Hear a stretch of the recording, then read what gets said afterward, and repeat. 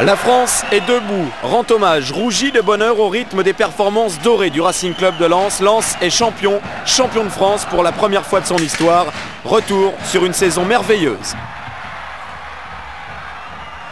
La fête en cette saison 97-98 débute à Bollaert devant 30 000 spectateurs qui, en plus d'un bon bain de soleil, viennent aussi se régaler des effluves déjà sucrés d'un jeu lensois qui d'emblée gave le public de bonheur. Témoin, cet enchaînement conclu par une trouvaille de Daniel Leclerc, le nouvel entraîneur sang et or, Aboubacar Sankaré, qui en réussite pour sa première apparition en première division, connaît la gloire. Sa tentative est déviée par Franck Sylvestre, but contre son camp. C'est donc un défenseur auxerrois qui marque le premier but du Racing dans ce championnat. Et dynamisé par ce but inscrit très tôt dans la rencontre, les Lensois offrent par la suite un festival à leurs supporters. 10 minutes après l'ouverture du score, Stéphane Ziani, l'une des rares recrues lensoises avec Anto Drobniak, porte le score à 2-0. La saison débute à merveille.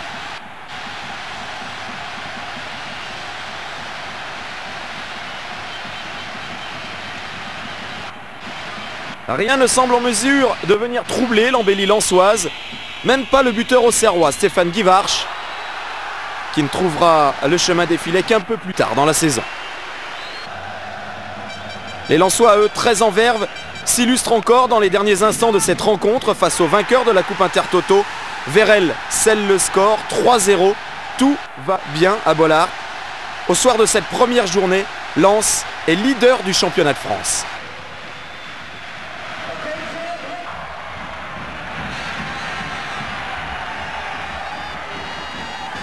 Dans le jeu, Lens poursuit au stade de la Méno à Strasbourg exactement dans le même registre. De l'enthousiasme, de la précision, de la rigueur et beaucoup de plaisir sur le terrain. Malgré tout, en manque de réussite, cette fois, Lens s'incline en Alsace. Lens bute d'abord sur un Wenzel virevoltant et sur les montants aussi.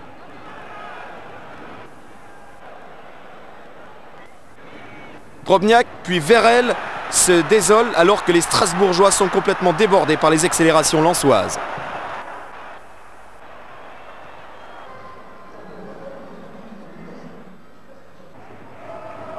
Personne ne parvient à marquer dans ce match, mais les efforts nordistes sont tout de même récompensés en deuxième période.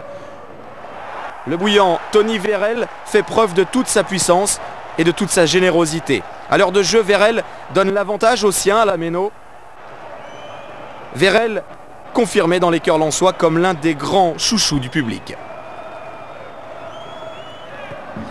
Néanmoins, Daniel Leclerc ne jubile pas, il se méfie de la réaction strasbourgeoise. Elle intervient en fin de match. Un super David Zitelli vient crisper les sourires sang et or. Zitelli qui égalise d'abord, et afin de prouver au public de la Méno avec qui il est en froid après quelques rumeurs de départ, eh bien, afin de prouver à ce public qu'il n'a rien perdu de son efficacité ni de sa motivation, il marque un deuxième but. Et Strasbourg s'impose. Les sang et or méritaient certainement mieux dans ce match. La réussite les a fuis. Et du coup, c'est le grand rival de la saison qui s'installe en tête du championnat, le Football Club de Metz. La réception du Havre lors de la troisième journée s'offre donc comme une belle opportunité pour retrouver des couleurs. Mais en fait, dans cette rencontre insipide, c'est le Havre qui se montre le plus dangereux. Il faut un Warmuz en grande forme pour mettre un terme aux velléités des Pouget, Orlaville et Huisman. Pour prétendre jouer les premiers rôles, il faut posséder un bon gardien, Guillaume Warmuz en est un. Et au terme de cette troisième journée, un troisième leader du championnat, le Paris Saint-Germain, Lens, est 9e. 9e avant de se déplacer dans le stade Vélodrome en pleine reconstruction pour la Coupe du Monde. Lens part affronter l'OM. L'OM 3e, invaincu après 3 journées de championnat. Et l'OM qui semble irrésistible, à l'image de Laurent Blanc, son capitaine, qui inscrit déjà son 3e but de la saison. Lens est rapidement mené. Mais Lens ne baisse pas les bras et repart à l'assaut. Partir de l'avant, aller de l'avant, c'est le maître mot de Daniel Leclerc qui n'aime que la victoire et offre constamment un système tactique à même de permettre à son équipe d'empocher les 3 points. Ça ne peut évidemment que satisfaire un joueur comme Tony Vérel qui, en tentant d'échapper aux défenseurs marseillais, obtient un penalty. Penalty transformé par Anto Drobniak. Drobniak convoité par l'OM à l'intersaison. Et après un début difficile, Lens installe, impose son jeu, son style au Vélodrome.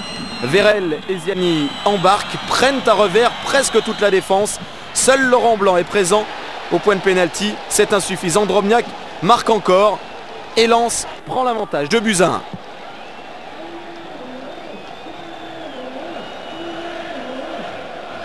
Dès lors, la rencontre est complètement débridée. Marseille ne cède pas face aux offensives lensoises. Marseille et Xavier Gravelaine, impérial, coup franc impeccable. Marseille reprend espoir. À la mi-temps, 2 partout. Et au retour des vestiaires, Daniel Leclerc s'apprête à vivre d'autres émotions encore dans ce match. Il savoure d'abord ce débordement enchaîné par un centre parfait et Drobniak de réussir son premier coup du chapeau en championnat de France.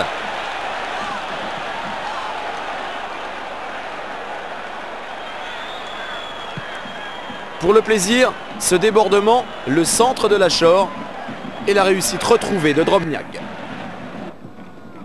Il reste plus d'une demi-heure à jouer dans ce match. Lens, pour l'heure, s'impose au Vélodrome 3-2, mais c'est encore sur coup de pied arrêté que l'OM déstabilise la défense sang et or. Monsieur Puyalt accorde un pénalty aux Marseillais. DU, en voulant dégager le ballon, accroche le pied de Marc Libra. Mais Guillaume Varmus décide d'offrir 3 points à ses coéquipiers. Il s'impose face au capitaine Laurent Blanc. Victoire aussi spectaculaire qu'importante. Lens, au classement, revient à hauteur de son adversaire du soir et se cale à la 4e place avant de recevoir un autre club de la Méditerranée, Montpellier. Metz a repris la tête du classement grâce à un parcours sans faute. 4 victoires en 4 matchs. Difficile donc pour les autres de suivre ce rythme effréné. Et les Lensois se contentent pour l'instant de peaufiner leur jeu, de mettre en application ce que demande Daniel Leclerc face au Montpellierin. C'est sur pénalty que Lens a l'occasion de prendre l'ascendant. Malheureusement, Drobniak, pas très heureux dans cette rencontre, échoue.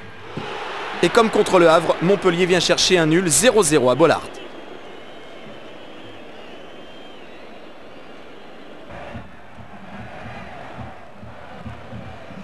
Mais dès la journée suivante, les Sang et Or offrent à leur public une chance de se ressaisir sur leur pelouse. 2e match de suite à Bollaert. Lens reçoit Nantes.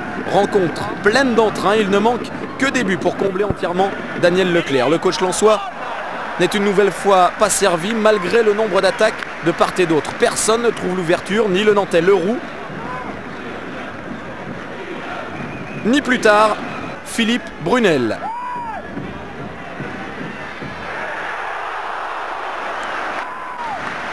Du coup, Lens rétrograde au classement et se retrouve 7e.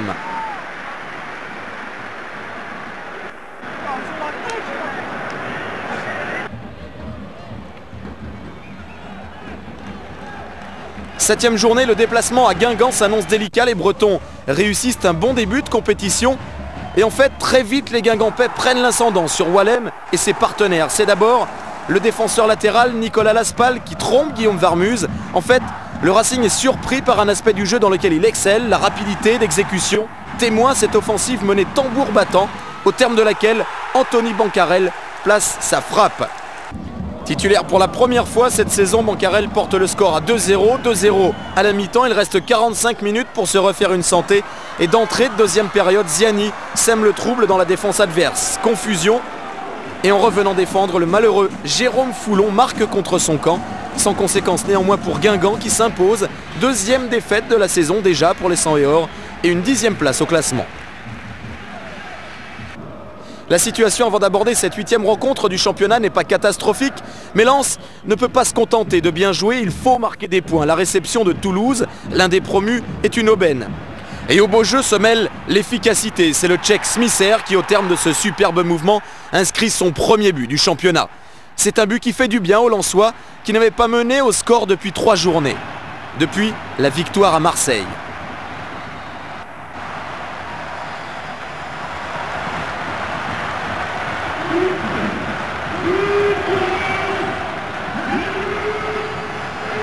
Toulouse est dès lors logiquement dominé sur ce coup franc de Brunel.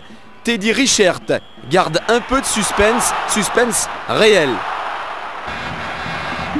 Réel parce que en 2e mi-temps, Patouillard, transféré de Lyon à Toulouse, ajuste Guillaume Varmus. Mais en se découvrant, le TFC s'expose à la rapidité de Tony Vérel, entré quelques minutes auparavant. Vérel offre à Wagno Eloi le 2-0. C'est également pour Eloi son premier but de la saison. Lens se remet à gagner et grimpe de 2 places au classement. Mais à ce stade de la saison, compte 8 points de retard sur le leader messin.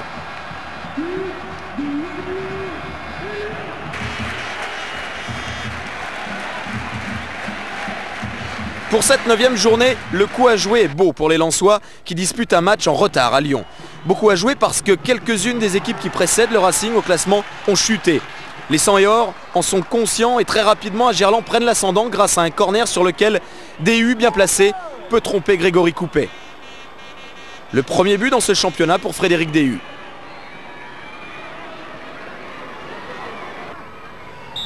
Nouveau ballon chaud aux abords de la surface de réparation et l'occasion pour les 100 et or de nous montrer toute leur efficacité sur coup de pied arrêté. Toujours botté par Stéphane Ziani et cette fois à la réception la tête du défenseur Johan Lachor.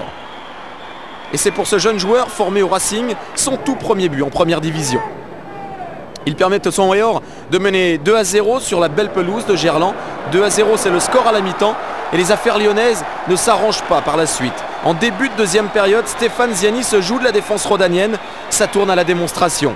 Et même si sur le ralenti on note une petite main du meneur de jeu lensois, 3-0, Lens est à l'abri et se relâche. Dans la foulée de l'engagement, les Lyonnais par l'intermédiaire de Caveglia réduisent le score, 3-1. Deuxième victoire à l'extérieur de Lens qui poursuit sa remontée au classement.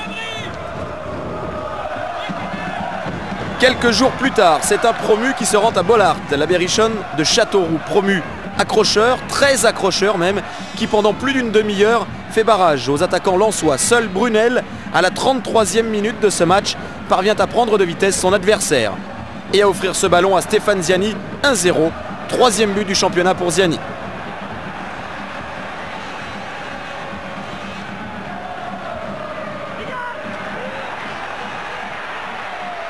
Par la suite, pas grand-chose, toujours cette grande difficulté à contourner la défense Castelroussine.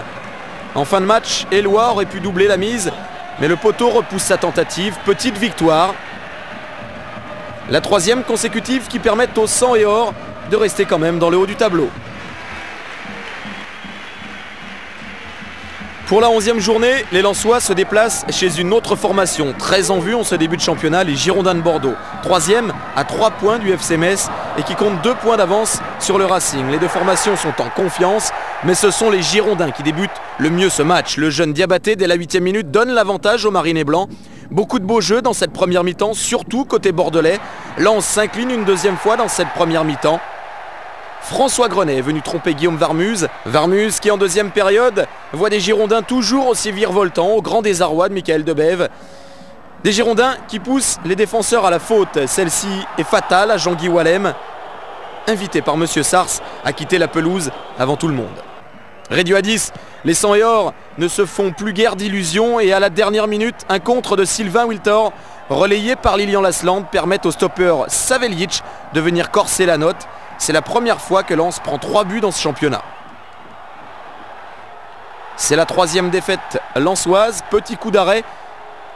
Et au tiers de la saison, le Racing est classé 7e à 8 points de Metz, toujours bon leader. Et ce, avant d'accueillir le tenant du titre, l'AS Monaco, pour l'instant 4e à 6 longueurs de Metz. L'AS Monaco et ses stars, la valeur montante, David Trezeguet ou encore Jafen Doram, acheté à Nantes. Néanmoins, les stars monégasques ne réussissent pas à tromper la vigilance de Guillaume Varmuse. Le match, dans son ensemble, est dominé par les 100 et or, toujours aussi offensif. Et en deuxième mi-temps, l'accélération d'Hervé Arsène surprend tout le monde, y compris Barthez. Et vous allez le voir, la frappe d'Arsène est détournée par Vladimir Smisser, peut-être en position de hors-jeu. Les arbitres n'ont rien dit, n'ont rien vu. Lens s'impose logiquement néanmoins sur la plus petite des marges. Mais ce succès permet aux joueurs de Daniel Leclerc de doubler l'AS Monaco au classement. Un championnat désormais dominé par le PSG qui a repris la tête au FC Metz. Le PSG, leader du championnat donc, c'est justement l'adversaire du Racing lors de la 13e journée. Un 13 qui ne porte pas chance aux Lensois, battu d'abord par Bruno Ngoti. Daniel Leclerc s'inquiète, son équipe n'a pas développé son jeu, a trop reculé face aux Parisiens. Et même si les 100 et or se montrent plus à l'aise en deuxième période, c'est Paris qui est le plus réaliste, à l'image de Rai, son capitaine, qui scelle les destinées de cette rencontre grâce à ce but très brésilien.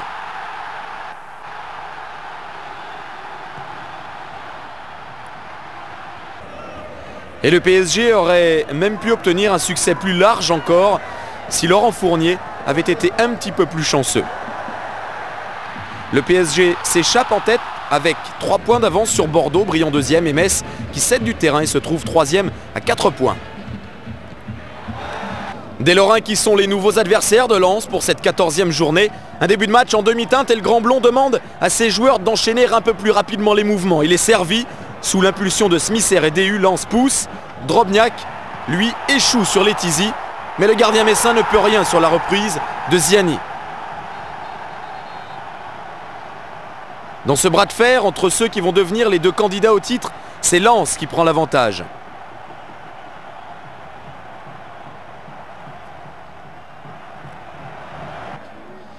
Pourtant, dans les derniers instants de la première mi-temps, sur l'une des belles séquences du jeu messin, Robert Pires égalise. Pires qui devient ainsi le premier à marquer un but au sang et or cette saison sur la pelouse de Bollaert. Pour autant, ce but ne déstabilise pas les Lensois, des Lensois qui dominent ce très bon match et qui croient prendre l'avantage sur cette accélération foudroyante du Tchèque Smisser. Mais M. Colombo avait sifflé hors jeu. Pas de vainqueur donc dans ce match. Metz reste 3e et Lens perd une place, 7e.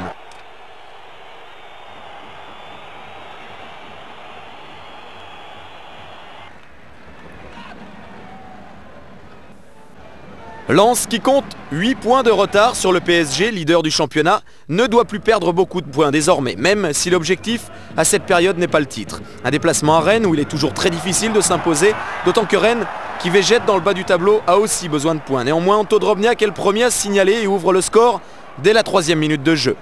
Drobniak qui n'avait plus marqué depuis son hat-trick à Marseille. Cette rencontre est bien partie, les Rennais entrent à leur tour dans le ton de ce match. Pas 10 minutes de jeu et l'Allemand Patrick Weiser, tout seul comme un grand, vient fusiller Guillaume Varmuz. Un partout à la mi-temps et sous la pluie, Lens trouve un coin de paradis dans la surface rennaise. Vladimir Smisser, à la réception de ce corner, redonne l'avantage à son équipe.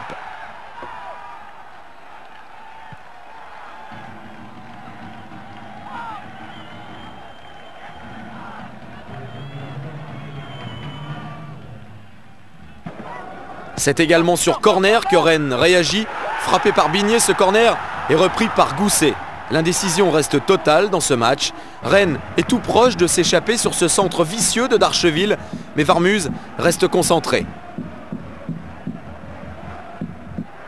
C'est la fin de match et Tony Vérel fournit ses derniers efforts. Celui-là est gagnant. Lens va s'imposer en Bretagne et regagne une place au classement en se repositionnant 6e devant Auxerre. Voilà qui fait du bien au moral de l'entraîneur Daniel Leclerc.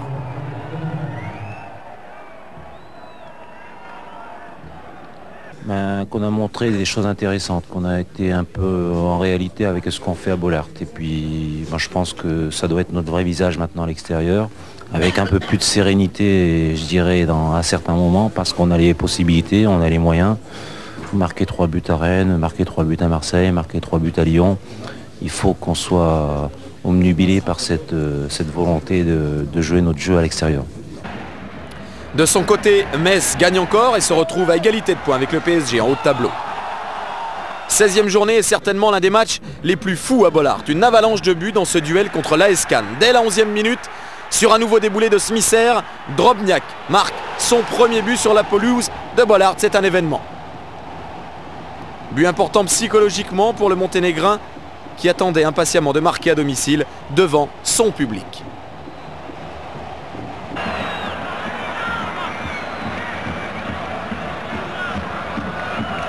Lens, dans cette rencontre, devient alors intenable. Cannes est complètement étouffé par le pressing lensois. Et Ziani, 1 minute après le but de Drobniak, porte le score à 2-0.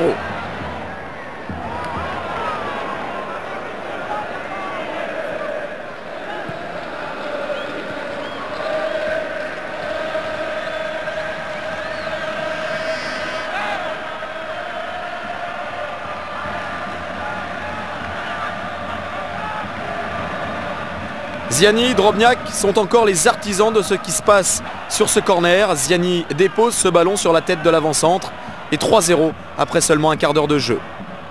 C'est le déluge partout dans le ciel et dans les buts de Sébastien Frey.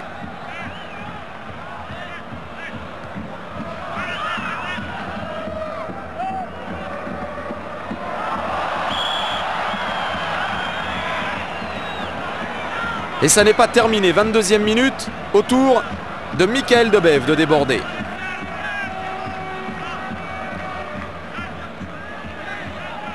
Et au bout de ce rush de Debève, le 3e but pour Anto Drobniak, comme à Marseille, un triplé.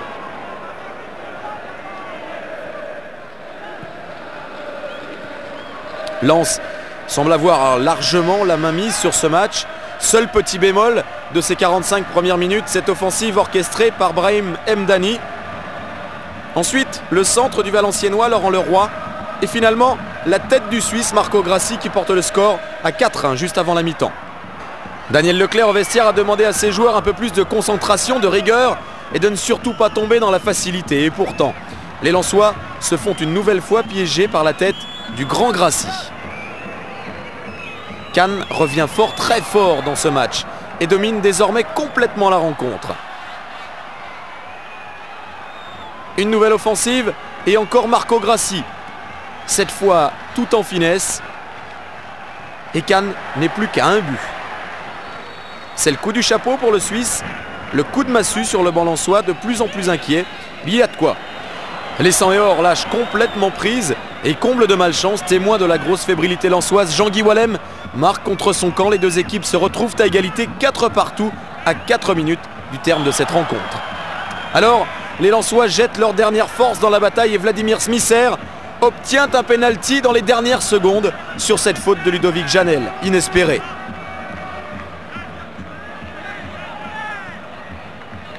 Pénalty indiscutable.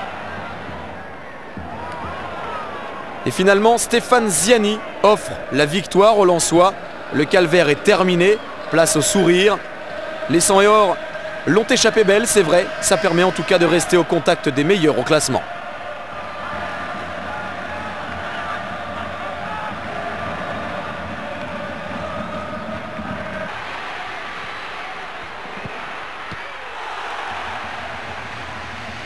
Les Lensois ont souffert contre Cannes, ils souffrent encore quelques jours plus tard à Bastia. D'entrée, Sébastien Pérez donne le ton de cette rencontre avec cette frappe.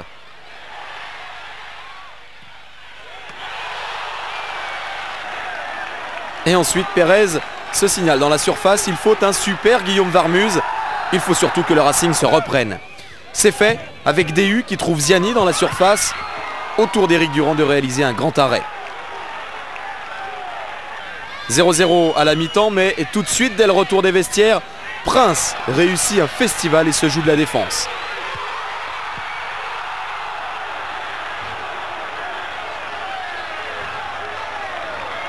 Les occasions sont nombreuses dans ce qui est alors un duel entre prétendants à l'Europe.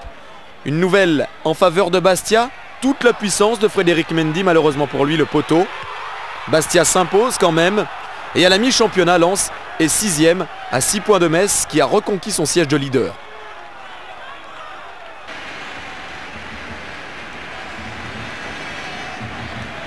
Et avant d'aborder la deuxième moitié de saison, l'objectif du Racing en championnat est de conserver une place européenne. On n'ose pas pour l'instant parler de titre à Bollaert, d'autant que les 100 et or se sont déjà inclinés 5 fois et que beaucoup pensent que c'est trop pour devenir champion. Seule la victoire à gogo peut donc se montrer salutaire. Premier des matchs retour contre Strasbourg. Début de match canon. Smisser, après 3 minutes de jeu, trompe déjà Alexander Wenzel. Strasbourg est en réelle difficulté dans cette entame de rencontre. Lens va trop vite, à l'image de Brunel qui place ce ballon au point de pénalty. La défense alsacienne est prise à contre-pied, pas Stéphane Ziani qui après 9 minutes de jeu porte le score à 2-0.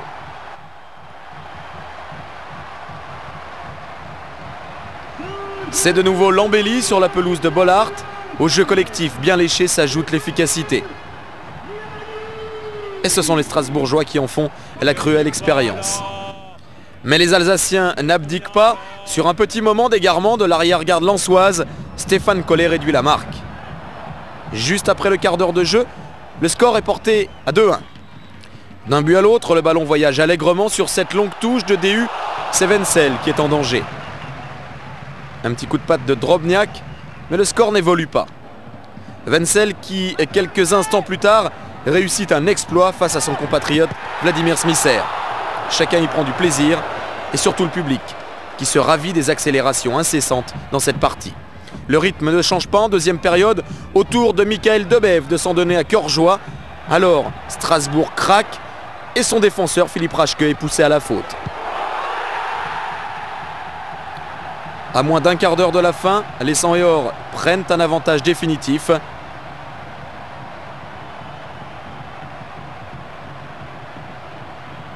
Et même si en fin de match, Bollaert retient son souffle après ce but de Pascal Nouma.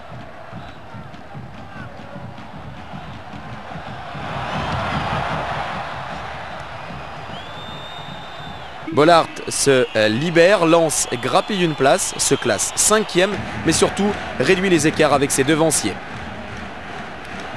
Ce n'est pas le cas du Havre, qui souffre dans ce championnat et végète pour l'instant en position de relégable. C'est donc un match délicat pour les nordistes qui se heurtent à une équipe difficile à manœuvrer, qui n'ose pas se livrer. Le salut survient en deuxième mi-temps. Au terme d'une nouvelle bonne phase collective, c'est Tony Vérel qui délivre son équipe. Vérel qui retrouve une place de titulaire qu'il avait perdue depuis la fin octobre.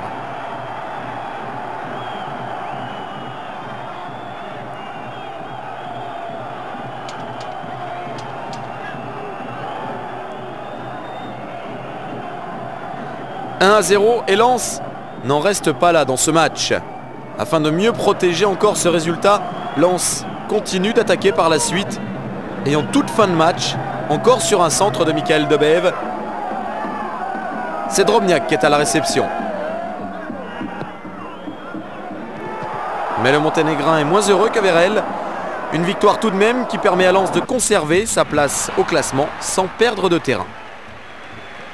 À égalité de points avec les Sang-et-Or, l'OM de Courbis, de Ravanelli et de Gravelaine vient faire forte impression à Bollaert. Gravelaine marque l'unique but de la rencontre sur cette action. Ensuite, Ravanelli fait des misères à Jean-Guy Wallem et enflamme ce match.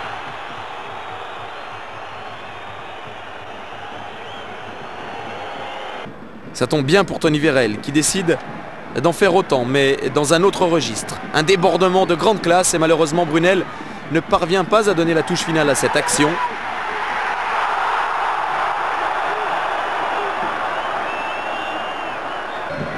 Néanmoins, les Lensois poursuivent, poussent encore. Et sur ce coup-là, c'est Wagno Eloi qui vient buter sur Andreas Kopke, battu à l'aller au Vélodrome. L'OM tient sa revanche et vient s'imposer à Bollaert. Lens reste 5e malgré cette 6e défaite, mais perd du terrain. Loin d'abattre les joueurs de Daniel Leclerc, cette défaite face à l'OM les fait au contraire réagir positivement. Montpellier, à l'occasion de cette 21e journée, s'en rend compte à ses dépens. D'abord après ce corner de Ziani et ce ballon de DU qui, après avoir donné des sueurs froides à Bruno Martini, donne quelques bouffées de chaleur à Louis Nicolin. Montpellier dans ce championnat n'est pas complètement serein, la menace de relégation est réelle.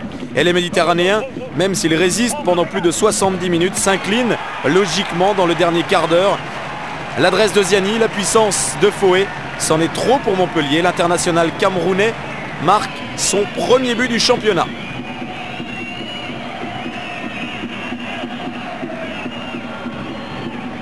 Lens peut enfin dérouler sur l'autre aile maintenant avec Xavier Méride, le défenseur qui fait étalage de tout son talent. C'est superbe et ça atterrit sur la tête de Debev en 2 minutes. Lens crucifie Montpellier et c'est également pour Michael Debev son premier but de la saison.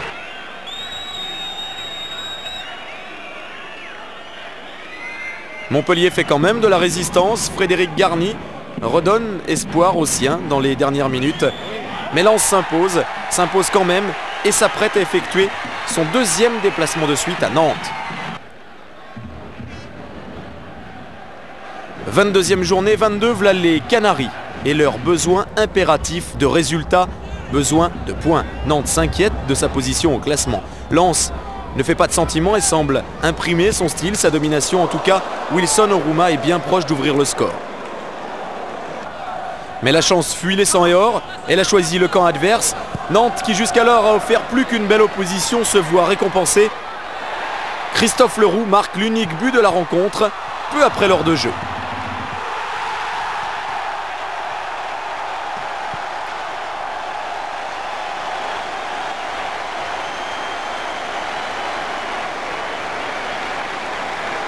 Dès lors, les Canaries deviennent irrésistibles et sur un nouveau contre, Darocha échoue de peu. C'est du grand spectacle à la Beaujoire.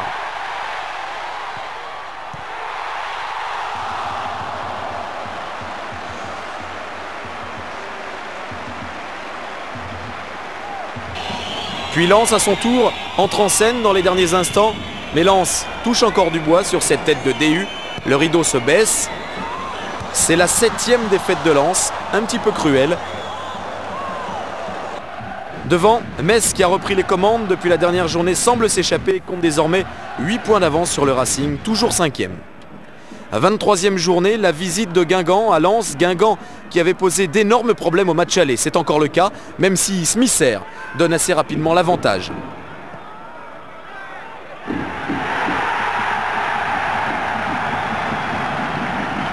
Souvent passeur, Vladimir Smisser, cette fois, gagne en efficacité. C'est lui qui ouvre le score, on va le voir, c'est le seul but de la rencontre parce que Lens va peiner, énormément peiner dans ce duel face à Guingamp. Les Bretons auraient même pu égaliser en deuxième mi-temps sur cette frappe de Libra qui met un terme à une phase pénible pour Guillaume Varmuz et ses copains.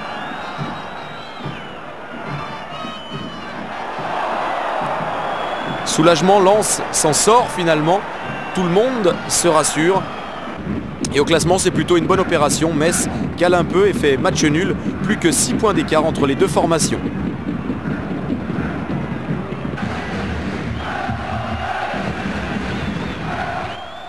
Après avoir bataillé ferme face aux Bretons de l'en avant Guingamp, les Lensois s'attendent à une nouvelle confrontation délicate au stadium de Toulouse.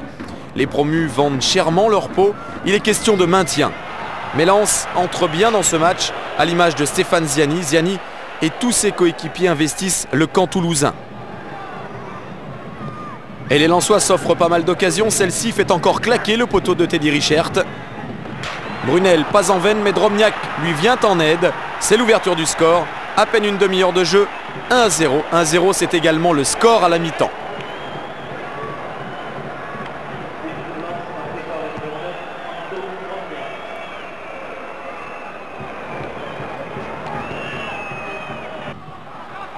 Tout va plus vite encore en deuxième période. Les Toulousains sont impuissants sur ce contre. Drobniak, buteur, offre cette fois du bonheur à Ziani. 2-0, à l'heure de jeu, la victoire se profile.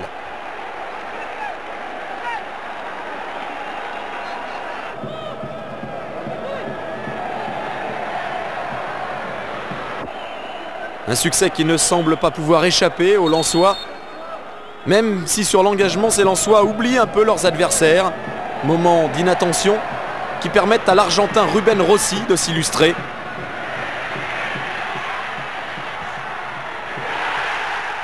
C'est quand même insuffisant pour le TFC. 13e victoire lensoise de la saison et au classement, même si la place n'est pas meilleure, le retard sur Metz n'est plus que de 3 points. La fin de championnat s'annonce bouillante. Et ça passe déjà par la réception de l'OL qui talonne le Racing au classement. L'affaire est en réalité bien vite pliée. Daniel Leclerc se prend au jeu et a demandé à ses joueurs de continuer de rêver au titre bien sûr, qui devient plus qu'abordable. Du rêve à la réalité, le public lensois savoure. Drobniak concrétise une domination de tous les instants. Le Monténégrin marque là son 9e but du championnat.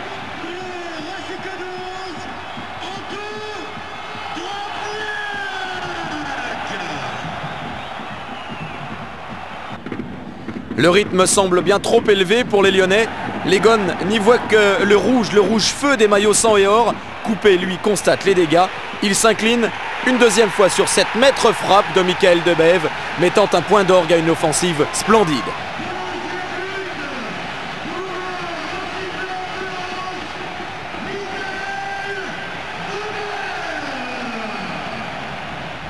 « 2-0 à la mi-temps. Dans la seconde partie de match, l'OL reprend un petit peu de ses esprits.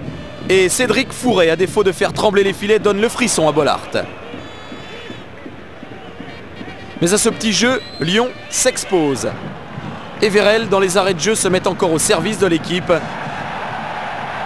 De son immense détermination découle cette offensive. Philippe Brunel en profite. 3-0. Les victoires, nombreuses, rapportent beaucoup de points. Les 100 et or gagnent une place et viennent définitivement s'inscrire au registre des prétendants au titre. 4e à 1 point de Marseille et Metz, co-leader.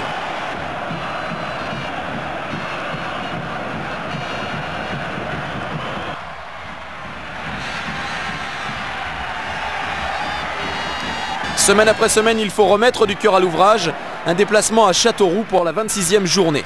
Lens domine, mais c'est la Berrichonne qui trouve la bonne voie grâce à sa jeune valeur montante, Yannick Dalmat. Un deuxième coup de pied. En deuxième mi-temps, signé Dufresne. Et voilà les 100 et or menés 2-0. Menés et pourtant dominateurs.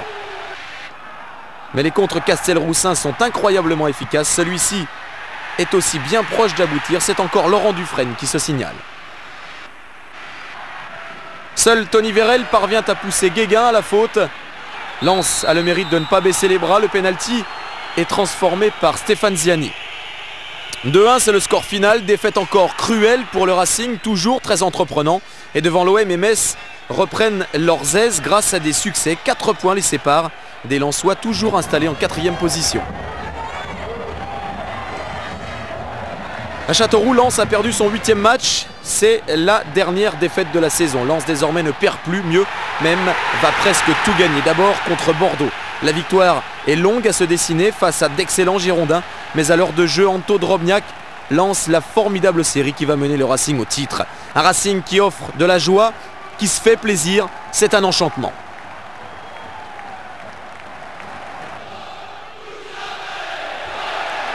Les DU, Brunel, Drobniak et Vérel sont insaisissables face à Bordeaux, l'une des équipes en forme de cette fin de saison. Les Soéors prennent définitivement conscience de leurs possibilités. C'est une grande prestation de football face aux Girondins. Tout le monde y apporte sa contribution, y compris le remplaçant, Wilson Oruma. 1-0 au final et avec 49 points, Lens se rapproche des leaders qui ont perdu plus qu'un point de retard sur Marseille et Metz. Et surtout, Lens désormais connaît la réussite. Sa victoire à Monaco en est l'illustration parfaite.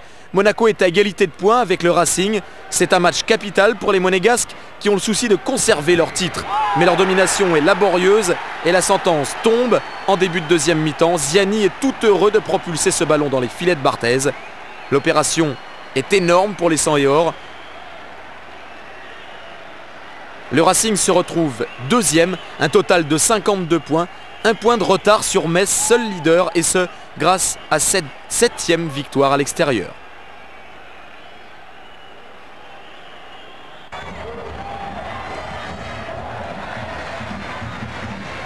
Les rencontres chocs s'enchaînent pour le Racing qui accueille, et c'est le grand rendez-vous de cette 29e journée, le Paris Saint-Germain. À Lens, on aime de plus en plus l'intensité de ces grands matchs. En fait, les joueurs y trouvent des ressources insoupçonnées. C'est la fête du football dans le Nord. Il est question de suprématie face au club de la capitale.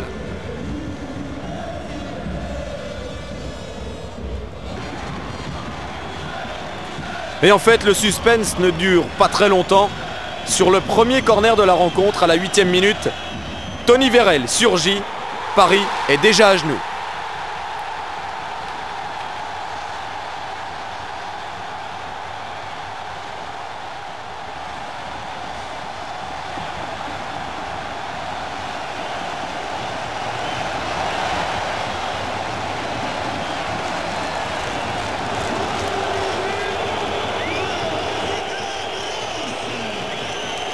Et ce n'est que le début du calvaire pour le PSG. Déjà, la puissance lensoise s'exprime. Le spectacle ne fait que commencer. Daniel Leclerc, qui rêvait de remporter une coupe en début de saison, a fait du titre désormais son objectif majeur. Les joueurs adhèrent et réalisent qu'une victoire contre le PSG est à même de sublimer tout le monde. 4e corner du match, toujours Ziani au point de corner, Wallem au premier poteau et le ballon qui entre directement dans les filets de Vincent Fernandez. 2-0 juste avant la pause. Et 50% de réussite sur ce genre de coup de pied arrêté. 4 corners, 2 buts, la démonstration lensoise.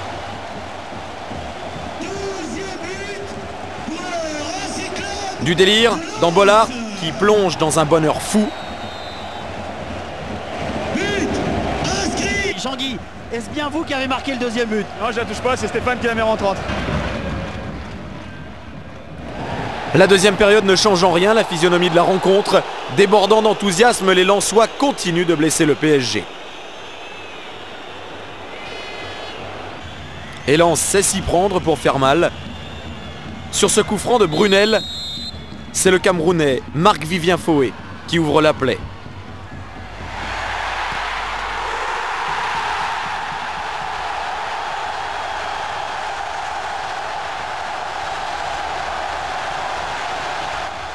« 3-0 à un quart d'heure de la fin, une grande démonstration de puissance, de réalisme.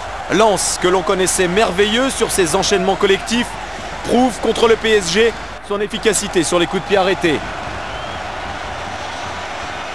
Il s'agit en vérité contre Paris d'une vraie performance de champion. Le spectacle est total, sans répit, d'une qualité rare. Vérel et Ziani sont des héros, les 100 et or sont géniaux.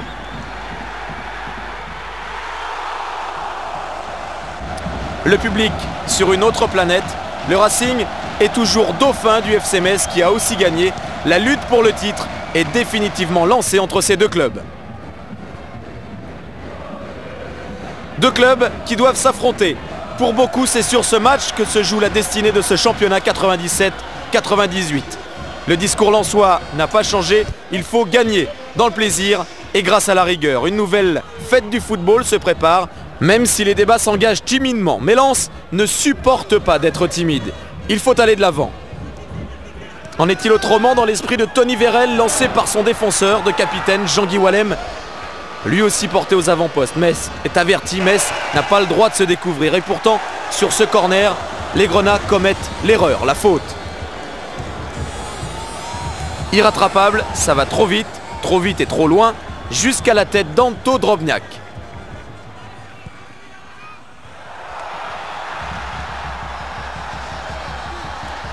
Le tout s'est déroulé en quelques secondes, en 3 passes, joie du jeu et application rigoureuse du discours Leclerc.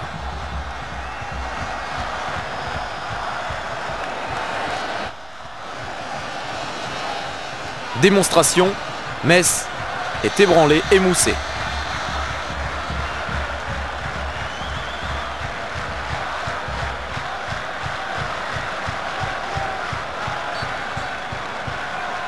Les Messins chancellent, souffrent. En face, ceux qui font mal sont les mêmes. Smisser a changé d'aile.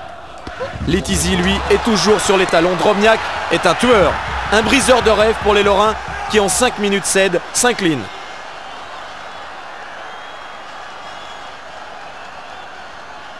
Pour Anto Drobniak, c'est un doublé qui porte son capital but à 12.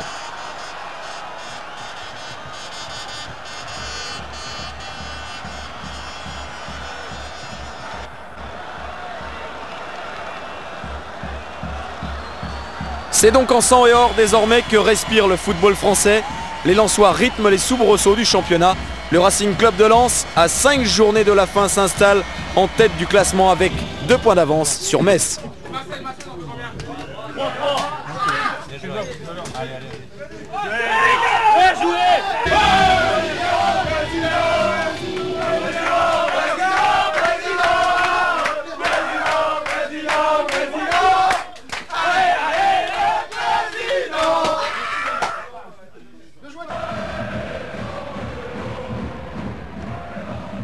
Tant pis pour Rennes, mais Lens n'a plus peur de rien ni de personne. Les Bretons, hôtes de Bollaert, pour la 30e journée ont besoin de points.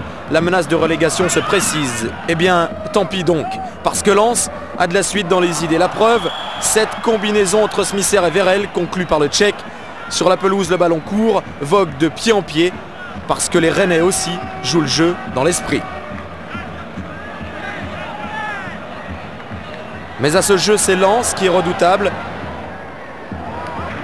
Deuxième mi-temps et d'entrée, Drobniak échappe à la défense.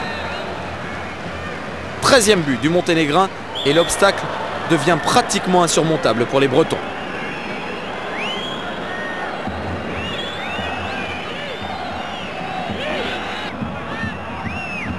Néanmoins, point de résignation chez ces Bretons-là, témoin la détermination de Darcheville pas servi.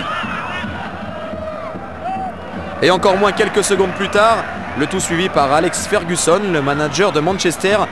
Cette fois, pour Darcheville, c'est la vraie poisse, rien n'y fait.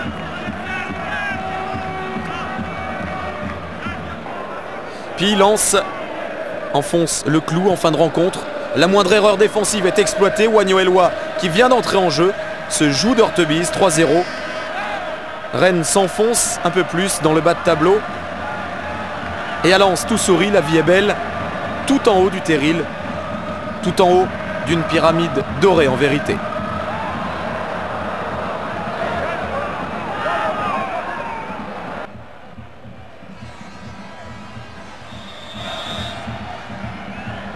À l'occasion de la 32e journée, encore une équipe mal classée en obstacle sur le boulevard lensois. L'AS Cannes joue quasiment sa dernière chance de rester parmi l'élite. Lens n'en a cure et combine parfaitement. Le geste de Ziani aurait mérité un meilleur sort, sans doute. Mais les Lensois, qui butent longtemps sur l'arrière-garde cannoise, persévèrent néanmoins. Les Azuréens font la faute, l'erreur impardonnable, fatale. La suite est somptueuse. Une passe d'une précision chirurgicale de Ziani et l'adresse de Vérel pour conclure. Il ne restait que 9 minutes dans ce match. Lens enfin respire.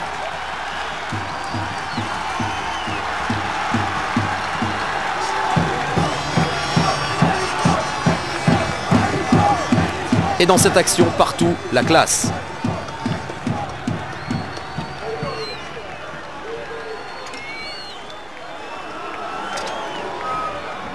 But pour Lens de Tony Vérel.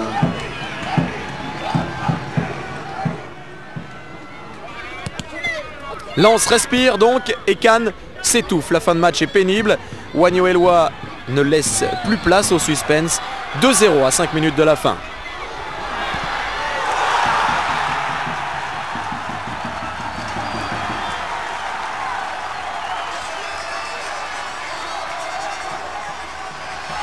Une victoire laborieuse certes pour le Racing, c'est la 20e quand même cette saison. Et un nouveau pas d'effectué vers le titre, c'est ce qui compte. Toujours 2 points entre Lens et Metz qui s'accrochent à la 2e place et attend le faux pas des 100 et or.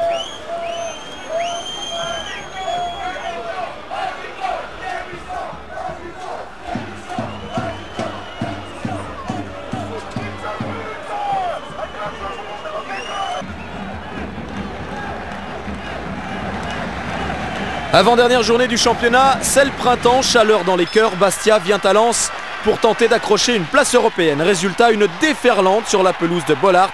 Déferlante de beaux gestes. Celui de Johan Lachor d'abord.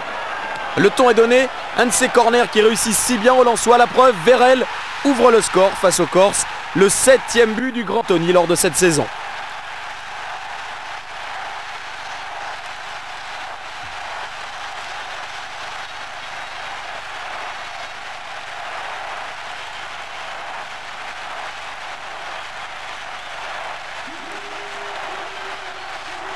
Le Grand Blond, lui, est songeur. Sa formation ne parvient pas à creuser l'écart. Et dès la reprise, Sébastien Pérez égalise. Alors s'engage un duel d'une rare intensité. Mais Bastia craque. Sikora est arrivé en renfort aux avant-postes. Du tout cuit pour Smisser qui redonne le sourire aux supporters. Visiblement, les Corses ont épuisé toutes leurs forces. Pas Tony Vérel, surpuissant dans cet effort, sans commentaire.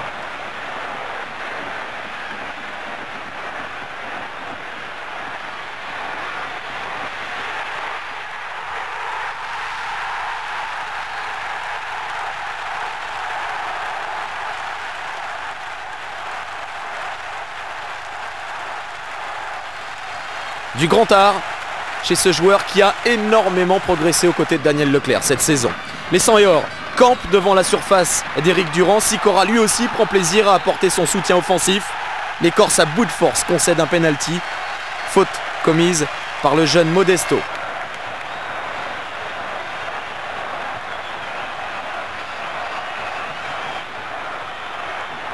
Et Anto Drobniak enfonce un peu plus son ancienne équipe.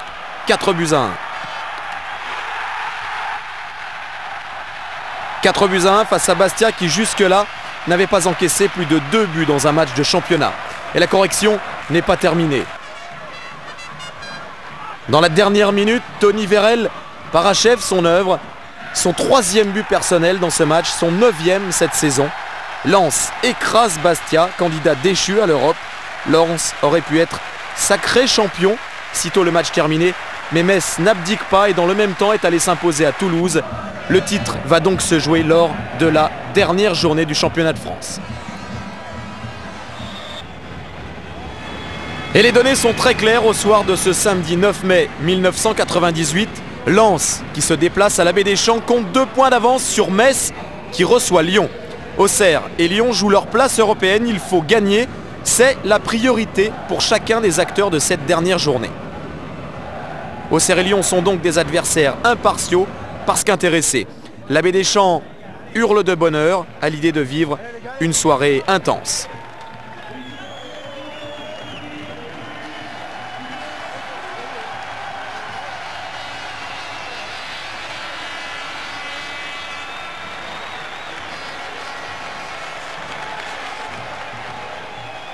Très grosse ambiance dans la chaleur bourguignonne de ce soir du 9 mai. Une soirée intense, décisive, folle à coup sûr et divine peut-être.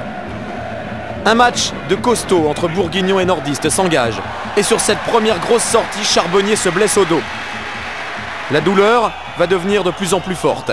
Celle de Daniel Leclerc est sûrement sans commune mesure lorsque Sabri Lamouchi, sur la première occasion auxerroise, trompe Guillaume Varmuz.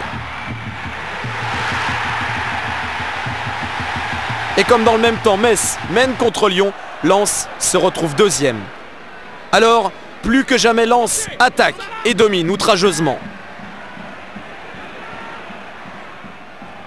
Mais signe du destin peut-être, la réussite ne sourit pas. Vérel est malheureux.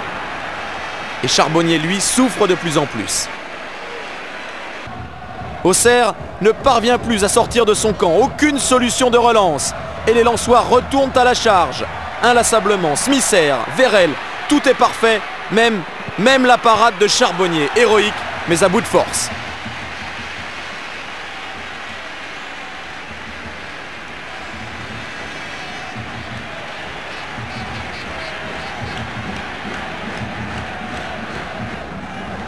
C'en est même trop pour le gardien international. Fabien Cole est appelé en remplacement.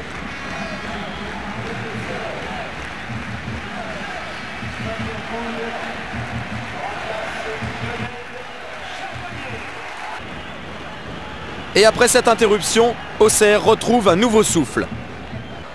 Sabri Lamouchi, encore lui, alerte Guillaume Varmuz.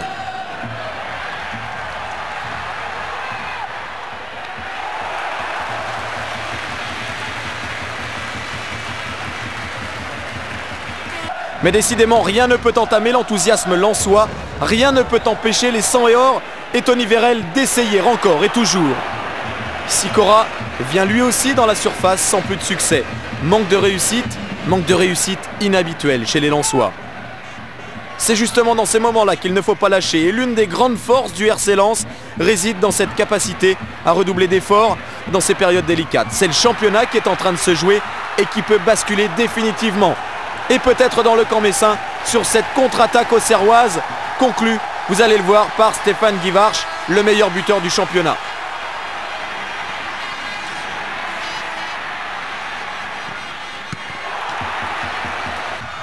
Daniel Leclerc en perd même son stoïcisme. La deuxième mi-temps. Et sur cette touche, Lens trouve la faille.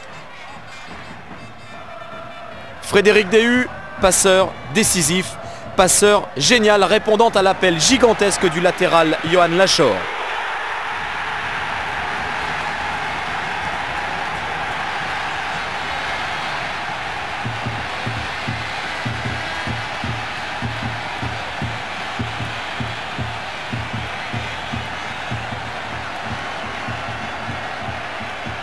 Et ce jeune garçon, issu de l'école lensoise, offre l'égalisation, le bonheur, le délire aux Lensois.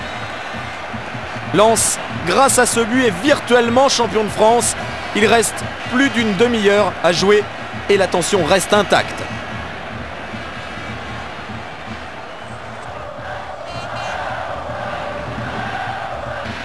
La suite, c'est un combat noble. La noblesse du combat caractérisée par cette action de Varmuse qui, au lieu de temporiser, relance vite sur Éloi. Lens veut gagner au risque de s'exposer ou de marquer. Le débordement d'Éloi est exploité par Vérel.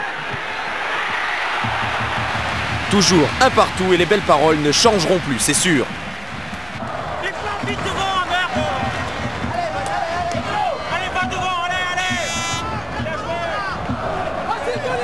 Voilà pourquoi Lens conquiert le cœur des Français. Lens va de l'avant, attaque, fait preuve de panache, alors que plus d'un se serait contenté de protéger ce résultat.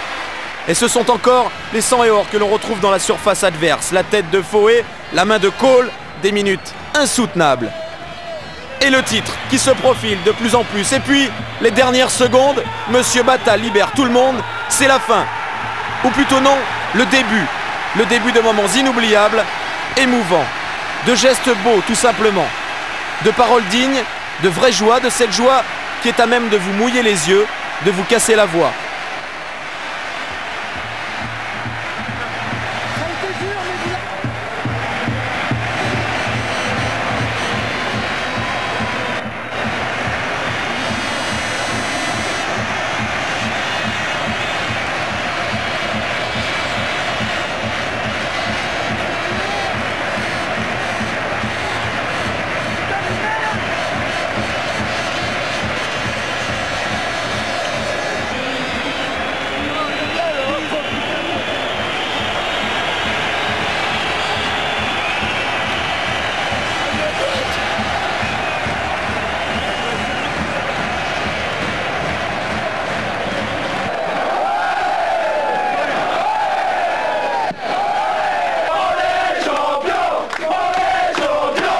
On va gagner l'Olympique de Marseille, c'est quand même pas rien. On a gagné à Monaco, on a été gagné à Metz, on a battu Paris Saint-Germain sur ce terrain. On a vraiment fait un parcours, personne ne nous attendait.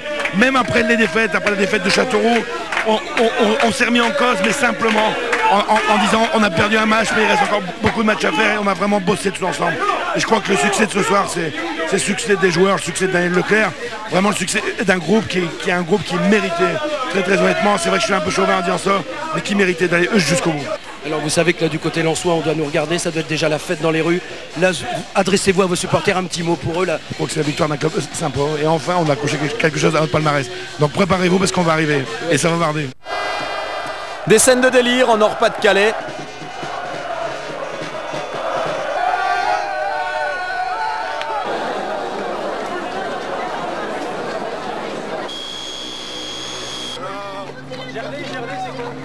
Merci à tous, Jean du Nord, Gus, Jean-Guy, Sico, Tony, Vladi et tous les autres. C'était beau, on s'en souviendra très longtemps. Comment pourrait-on d'ailleurs oublier des gens comme vous? Merci et à bientôt.